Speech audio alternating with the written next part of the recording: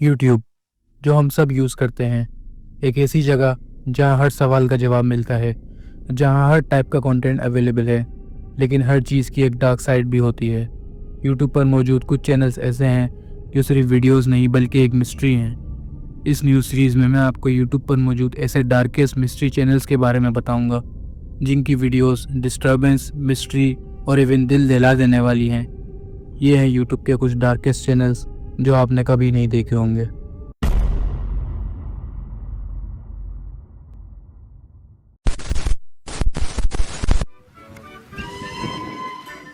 इस वीडियो में आपको कुछ डिस्टर्बिंग या हॉरर नहीं लग रहा होगा। ये फुटेज जो आप देख रहे हैं, इसमें एक नॉर्मल फैमिली अपना डे आउट पर निकली हुई है और सब बहुत ज़्यादा एंजॉय कर रहे हैं। इन सब के फेस पर स्माइल है और सब बहुत ज़्यादा खुश दिख रहे हैं। सबसे पहले स्क्रीन पर हम देखते हैं इस फैमिली के सबसे छोटे मेंबर्स, एंस्ली स्टेपलेटन और इसका बड़ा भाई मिक्यूएन। कैमरे के पीछे हैं इनके फादर मैट और ये हैं केली स्टेपलेटन और इनकी बेटी इजाबेल, या हम इसे शॉर्ट में इजी भी कह सकते हैं। इस वीडियो में हम देख रहे हैं एक 5 मेंबर्स की फैमिली जो बाहर एंजॉय करने आए हुए हैं।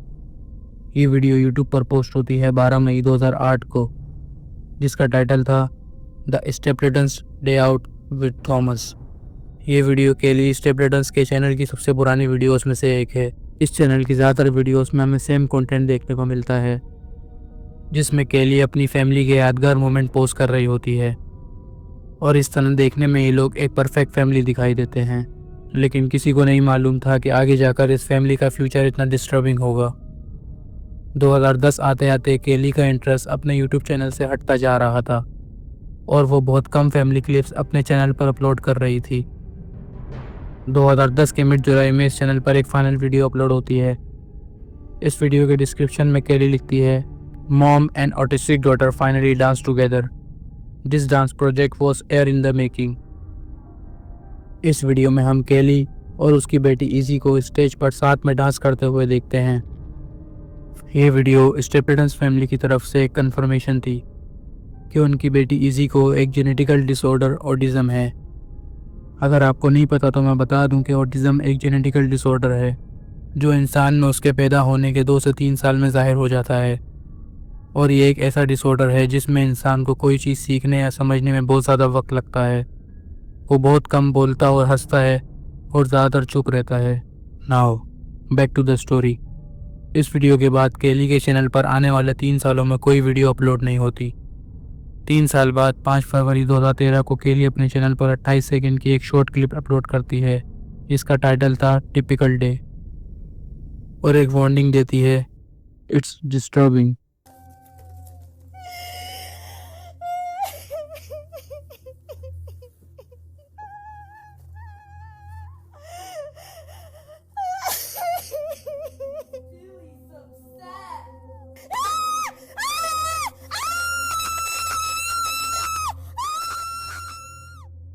ये वीडियो केली की पिछली सारी वीडियोस से अलग थी। इस वीडियो में केली रोते हुए चीख रही है और ऐसा लग रहा है कि कोई उस पर अटैक कर रहा है। जैसा कि उसने अपनी वीडियो की डिस्क्रिप्शन में कहा था, केली लिखती है, my autistic daughter is aggressive, she was agitated and pulled my hair then hit me several times, she is bigger than me. और वो लिखती है कि मैं अपने हस्बैंड को हेल्प के लिए बुलाती रही। जब मैंने कैमरा उठाकर वीडियो बनाई तो ये वीडियो है जो आगे हुआ।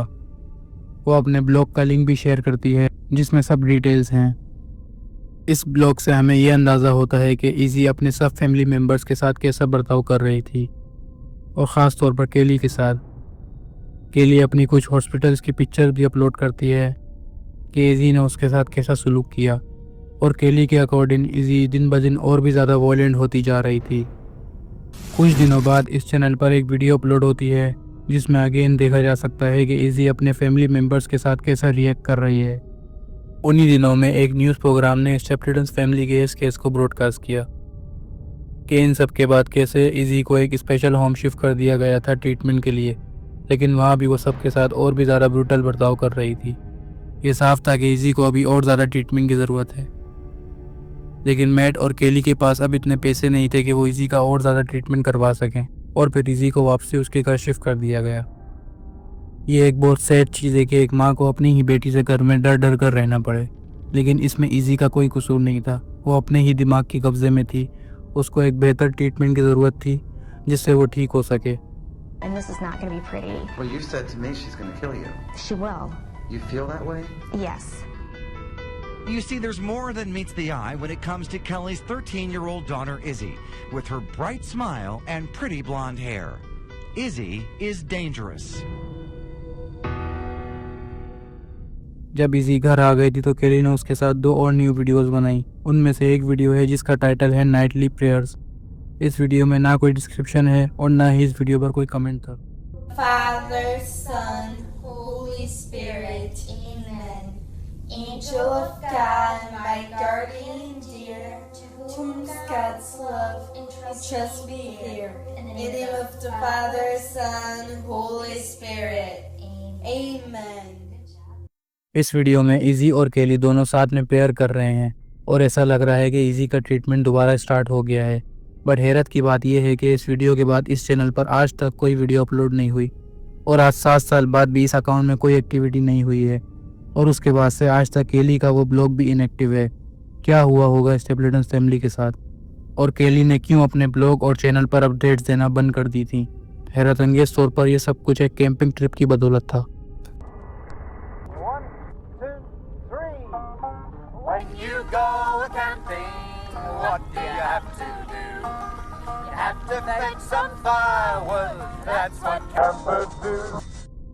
3 सितंबर 2013 केली ने इजी को एक मदर डॉटर कैंपिंग ट्रिप के लिए मनाया। केली ने इजी से वादा किया कि वो वहाँ जो करना चाहे कर सकती है और उसको वहाँ उसके फेवरेट स्नैक्स भी मिलेंगे। इजी जाने के लिए मान गई। केली ने अपनी वैन निकाली और वो दोनों चले गए केंजी काउंटी मिशिगन के एक कच्चे इलाके में। केली ने अपनी वैन एक जगह पार्क की और वहीं केली और इजी आग जलाकर बैठ गए। इजी इस सब से बहुत खुश थी। कुछ देर वो लोग वहाँ बैठे और बहुत एंजॉय किया। थोड़ी देर बाद केली ने अपने सारे इक्विपमेंट्स पैक किए और इजी को बोला चलो चलते हैं। वो दोनों वैन की तरफ गए। इजी वैन की फ्रंट सीट पर बैठ गई और केली अपने सारे इक्विपमेंट का बैग रखने वैन की बैक साइड पर चली गई। उस वैन की बैक सीट पर केली अपने साथ 2 कोयलों से भरे बैग्स भी लाई थी। लेकिन क्यों? इजी वैन की फ्रंट सीट पर चुपचाप बैठी थी। केली ने कोयलों का बैग खोला और उनमें पेट्रोल छिड़क दिया और केली आकर ड्राइविंग सीट पर बैठ गई। केली ने अपने वैन के सारे शीशे बंद कर दिए और गेट लॉक कर दिया। वैन में धुआं बढ़ने लगा। इजी को कुछ अंदाज़ा नहीं था कि वैन में क्या हो रहा है। केली का इजी के साथ ये प्लान असल में नाइट कैंपिंग का नहीं बल्कि मर्डर सुसाइड का था। एक ऐसा प्लान जो बेटी को मारने के लिए उसकी अपनी माँ ने बनाया। केली इजी की इन हरकतों से और उसको संभाल कर अब तंग आ गई थी तो उसने अपनी बेटी और ख़ुद को इस टेंशन से निकालने के लिए ये प्लान बनाया। तो केली और इजी वैन में बैठे रहे और आहिस्ता आहिस्ता पूरी वैन पॉइजनस गैस से भर गई। कैसे ये केस एक डांस वीडियो से मर्डर केस की तरफ चला गया। केली ने मरने से पहले अपने हस्बैंड को एक आखिरी मैसेज भेजा। मैट ने इस वीडियो को देखने के बाद फ़ौरन अथॉरिटीज़ को कांटेक्ट किया और कुछ घंटों बाद उनकी वैन मिल गई। केली और इजी दोनों को फ़ौरन ट्रीटमेंट के लिए हॉस्पिटल ले जाया गया। केली की हालत बिल्कुल ठीक थी और कुछ टाइम बाद हॉस्पिटल से डिस्चार्ज होने के बाद केली को पुलिस ने अरेस्ट कर लिया। लेकिन इजी की किस्मत बहुत ख़राब थी। वैन में भरे उस धुएं ने इजी को कोमा में भेज दिया था। लेकिन लकीली कुछ दिनों बाद तकरीबन 3 दिन बाद इजी को होश आने लग गया था और वो मूव करने लग गई थी। इजी को होश तो आ गया था लेकिन इस धुएं से कुछ सीरियस ब्रेन इंजरीज हो गई थी। केली आज भी जेल में है और इजी का अब भी ट्रीटमेंट कंटिन्यू है। ये केस पूरे मिशिगन में फैल गया था मगर मुझे हैरत इस बात की है कि लोग कमेंट में केली को सपोर्ट कर रहे थे। एक यूज़र ने लिखा कि I agree 100%, I would put dead animal up और एक और यूज़र ने लिखा कि you did absolutely everything possible, you should be proud of all you try to do for easy, all of you accomplish, my heart goes out to you, I for one support you and understand why you did what you did. ये सब बहुत disturbing है। मुझे पता है family बहुत मुश्किल हालात से गुजर रही थी लेकिन वो लोग कहीं और इजी को अच्छी जगह ट्रीटमेंट के लिए ले जा सकते थे। कोई न्यू मेडिकेशंस इजी के लिए ट्राई कर सकते थे लेकिन अपनी ये बच्ची को मार देना और उसकी ज़िंदगी छीन लेना ये सब बहुत डिस्टर्बिंग है। केली स्टेपलेटन्स का चैनल हमेशा एक प्रूफ के तौर पर याद रहेगा कि जो असल में दिखता है वो होता नहीं। Hey guys, what's up? It is Harley Dilly. YouTube का ये चैनल एक यंग बॉय जिसका नाम हार्ले डिली था रन करता था। हार्ले ज़्यादातर अपनी लाइफ के बारे में और अपनी फेवरेट वीडियो गेम्स के ऊपर वीडियोस बनाता था और लाइव स्ट्रीम करता था। और ऑनेस्टली ऐसे देखने में ये सब वीडियोस और लाइव स्ट्रीम बिल्कुल नॉर्मल होती थी, लेकिन अगर हम गौर से देखें तो इस कहानी के पीछे बहुत से डार्क राज छुपे थे और 20 दिसंबर 2019 को हार्ले हमेशा के लिए गायब होने वाला था।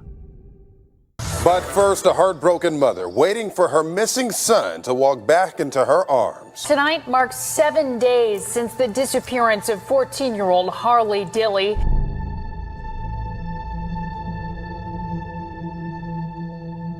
जैसे कि आमतौर पर हार्ली की एज के बच्चों का इंटरेस्ट वीडियो गेम्स में होता है, सच एज रोब्लॉक्स और मैडन, और वह यूट्यूब पर इन्हीं गेम्स को खेलते हुए वीडियोस पोस्ट करता था। धीरे धीरे हार्ली गेम्स के साथ साथ अपनी पर्सनल लाइफ के बारे में भी अपनी ऑडियंस को बताने लग गया था, जैसे कि उसने आज क्या खाया, आज क्या पहना, या उसने अपने स्कूल में आज ये परफॉर्म किया, एक्सेट्रा। और किसी को नहीं पता था कि हार्ली की असल लाइफ में उसके साथ क्या हो रहा है, लेकिन हल्के हल्के उसकी वीडियोस में ये सब कुछ जाहिर होने लग गया था।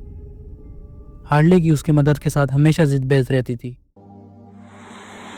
So yesterday, well actually today, my mom and I got into an argument because I didn't want to walk to school because I live like 4 blocks and it's like 34 degrees. ऐसे ही कुछ आर्ग्यूमेंट्स थे जो Harley अपनी video में ज़्यादातर दिखाता था, और इसमें कोई बड़ी बात नहीं है क्योंकि किस बच्चे की अपनी पेरेंट्स के साथ जिद बहस नहीं होती, और हार्ली बस इन्हीं आर्ग्यूमेंट्स को अपने चैनल के ज़रिए लोगों को बता रहा था। अक्टूबर 2018 में ऐसे ही कुछ आर्ग्यूमेंट्स पर हार्ली अपने चैनल पर लाइव स्ट्रीम करता है, जिसका टाइटल था I am scared. What's up? It is Harley Dilley. Probably one of my worst days in my life. My mom wanted me to go with her to go get a friend, and I said I don't want to. I have work to do, so I want to go home. We argued for about a good 5 minutes. Then she snapped. She said she was gonna call police, and she said she already did. And she locked me out of the house. So right now I'm outside. Yep, the house is locked. I haven't ate anything, and I still haven't even got to get my work done. My mom's gone. She won't answer the phone. I legit was scared. जैसा कि इस video में हमने देखा कि Harley बहुत ज़्यादा सर्दी में अपने घर से बाहर है, और वो बताता है कि उसकी मदर ने उसको धमकी दी है कि वो उस पर पुलिस बुलाएगी। उसकी मदर ने उसको घर से बाहर निकालकर अंदर से गेट लॉक कर दिया था, बगैर किसी खाने पीने की चीज़ों के। ये सब 12 साल के बच्चे के लिए बिल्कुल सही नहीं है कि उसको इतनी सर्दी में बगैर किसी सेफ्टी और खाने पीने के घर से बाहर छोड़ दिया जाए। अब किसी को नहीं पता था कि आगे हार्ली जो कहने वाला है वही उसका फ्यूचर बन जाएगा। I just want you guys to wish me good luck because the future could hold bad things for me. I don't want to find out what that could mean. अब हमें इतना तो पता लग गया है कि हार्ली की उसकी मदर के साथ बिल्कुल नहीं बन रही थी।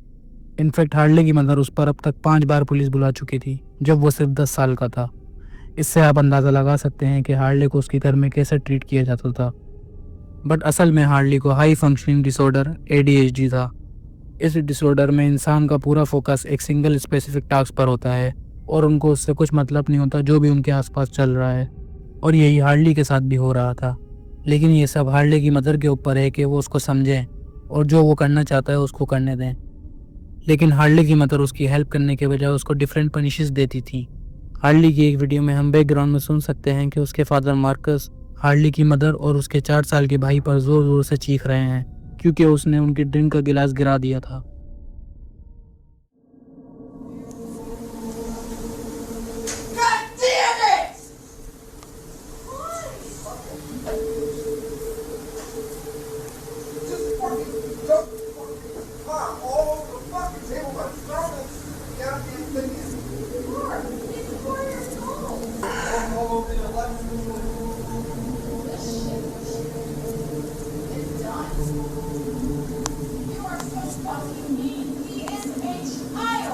My dad's being an asshole right now, but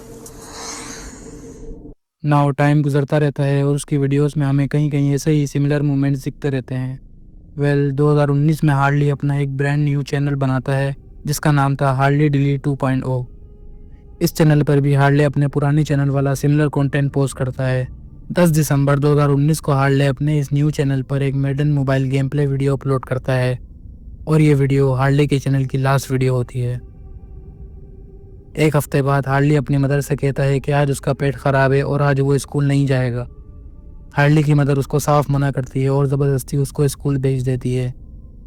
Harley घर से निकल जाता है और स्कूल की तरफ जाने लगता है जिस तरह हमेशा जाया करता था, लेकिन आज वो स्कूल नहीं पहुंच पाता। रात हो जाती है और हार्ले ना ही स्कूल जाता है और ना ही घर वापसी आता है। रात निकल जाती है और हार्ले के पेरेंट्स को कुछ पता नहीं होता कि हार्ली कहाँ है। नेक्स्ट मॉर्निंग हार्ले को घर पे ना पाने पर उसके पेरेंट्स पुलिस स्टेशन में एक मिसिंग रिपोर्ट दर्ज कराते हैं। हार्ले की मदर हेदर फेसबुक पर एक वीडियो अपलोड करती हैं जिसमें वो लोगों से उनके बेटे हार्ले को ढूंढने की रिक्वेस्ट करती हैं। बट दिन हफ्तों में बदल जाते हैं और 14 साल के बच्चे हार्ले का कुछ पता नहीं लग पाता। अब हार्ली को ढूंढने की कोशिशें तेज हो गई और ये कहानी एक नेशनल न्यूज़ बन गई। लोग नेट पर हार्ली के बारे में सर्च करने लगे और आई एम स्केयर्ड और इस जैसी और लाइव स्ट्रीम ढूंढने लगे। इन लाइव स्ट्रीम को देखने के बाद लोग हार्ली के पेरेंट्स पर सवाल उठाने लगे कि हार्ले के गुम होने की वजह उसके पेरेंट्स हैं और हार्ले का जानबूझकर ध्यान नहीं रखा गया और उस पर जुल्म किया गया। और एक थ्योरी बहुत मशहूर हुई कि हार्ले के पेरेंट्स ने पुलिस को रिपोर्ट देने में पूरा एक दिन का वेट क्यों किया और हार्ले की मदर हेदर ने हार्ले को उस मॉर्निंग खुद ज़बरदस्ती स्कूल भेजा था। और कुछ लोग ये मान रहे थे कि हार्ले खुद कहीं भाग गया है। अथॉरिटीज़ ने सब जगह ढूंढा लेकिन उनको कुछ पता नहीं चला कि हार्ले कहाँ गया। फिर 30 जनवरी 2020 को सब कुछ बदल गया। पुलिस ने सड़क के पार एक खाली घर की तलाशी ली। उस वक्त घर में कोई भी नहीं था। उस घर में पुलिस को कुछ कपड़े मिले जो हार्ले के लग रहे थे। पुलिस को एक जैकेट, सॉक्स और शूज़ मिले और हार्ली का चश्मा भी वहीं ज़मीन पर ही पड़ा हुआ था। पुलिस को इतना तो पता लग गया था कि हार्ली यहाँ आया था, लेकिन उस घर के सब रूम्स खाली थे और पुलिस को हार्ली की इस क्लोथिंग के अलावा उस घर से कुछ भी नहीं मिला। पुलिस ने उस घर का कोना कोना अच्छी तरह चेक किया और जब वो इस घर की चिमनी के पास पहुंचे तो यही वो जगह थी जिसको वो इतने दिनों से ढूंढ रहे थे। हार्ली की बॉडी उस पतली सी चिमनी के अंदर फंसी हुई सड़ रही थी। पुलिस का कहना था कि हार्ली ने चिमनी के जरिए उस बंद घर में जाने की कोशिश की थी। उस बंद घर के बराबर में एक बड़ा पोल था। हार्ले पहले उस पोल पर चढ़ा और चिमनी तक पहुंचा और जब वो चिमनी तक पहुंचा तो उसने चिमनी के जरिए घर के अंदर जाने की कोशिश की। उस चिमनी का साइज सिर्फ 9 बाय 13 इंच का था। आधी चिमनी पार करने के बाद हार्ली उसके अंदर फंस गया और उसने अपने सारे कपड़े जो उसने पहने हुए थे इसलिए उतारे थे कि उसको चिमनी के अंदर जाने के लिए और ज़्यादा जगह मिल जाए। चिमनी के अंदर फंसने के बाद हार्ले बहुत चीखा और चिल्लाया, लेकिन आसपास कोई नहीं था जो उसकी आवाज़ सुन सके और उस चिमनी के अंदर हार्ले हल्के हल्के अपनी जान से हाथ धो बैठा। और फाइनल पुलिस का यही कहना था। कुछ लोग आज तक हार्ले के पेरेंट्स को उसकी डेथ की वजह मानते हैं और ये इस वजह से नहीं कि उसके चैनल पे जो कुछ था, बल्कि हार्ले के फादर मार्कस की वजह से। जब पुलिस हार्ले को सर्च कर रही थी तो उसके फादर मार्कस ने मीडिया वालों से उसके पैसे मांगे थे कि जितनी कवरेज हार्ले मिसिंग केस को मिल रही थी।